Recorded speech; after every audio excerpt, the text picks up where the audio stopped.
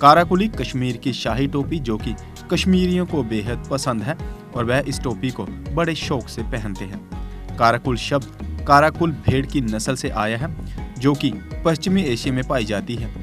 नाम से ही पता चलता है कि ये काराकुल भेड़ और मेमनों की खाल से तैयार की जाती है। कश्मीर में सदियों से इस टोपी को पहनने का रिवाज है। समय बीतने के साथ साथ अब घाटी की नई पीढ़ी के सिर पर यह टोपी कम ही देखने को मिल रही है। इसका कारण आज के युवा पीढ़ी में बढ़ता फैशन भी हो सकता है या फिर युवा अब ये टोपी पहनना ही पसंद ना कर रहे हैं। इसी कारोबार से जुड़े नवा बाजार के मुजफ्फर अहमद जान हैं, जिनके दादा परदादाओं ने काराकुली बनाने का काम शुरू किया था।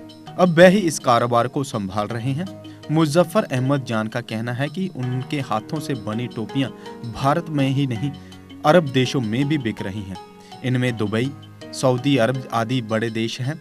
भारत में लखनऊ, हैदराबाद, बेंगलुरु जैसे बड़े शहरों में भी उनके हाथों की बनी काराकुली की काफ़ी डिमांड है। इसके अलावा जम्मू कश्मीर के नेता जैसे फारूक अब्दुल्ला, गुलाम नबी आज़ाद भी उनके दुकान से बनी काराकुली पहनते हैं।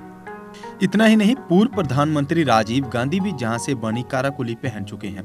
मुजफ्फर अहमद जान ने कहा कि 2014 में मैंने प्रधानमंत्री नरेंद्र मोदी के लिए भी काराकुली बनाई थी, लेकिन अब अफसोस की बात है कि कश्मीरियों के सिर पर ताज की तरह सजने वाली काराकुली हमारी युवा पीढ़ी के सिर पर कम ही देखने को मिल रही है।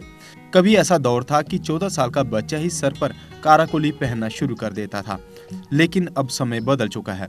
हमारी युवा पीढ़ी को अपनी पहचान नहीं खोनी चाहिए और उससे जिंदा रखने के लिए काराकुली पहननी चाहिए।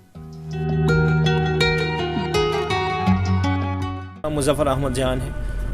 ये हमारा शॉप यहाँ नवा बाज़ार में है, जान कैफ हाउस के नाम से जाना जाता है। ये हमारे मौरूसी परदादों का काम है।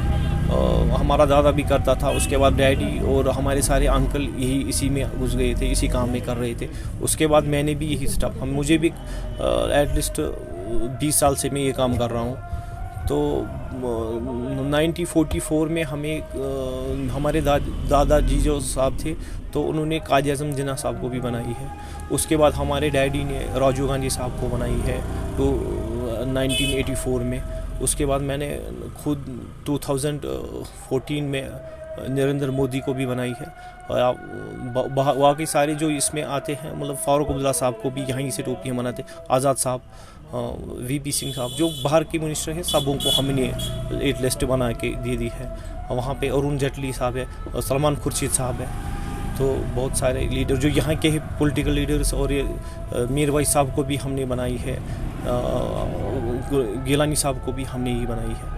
कहाँ ज़्यादातर हैदराबाद, लखनऊ में, बेंगलोर में हमारी जाती है और रशिया में भी जाती है।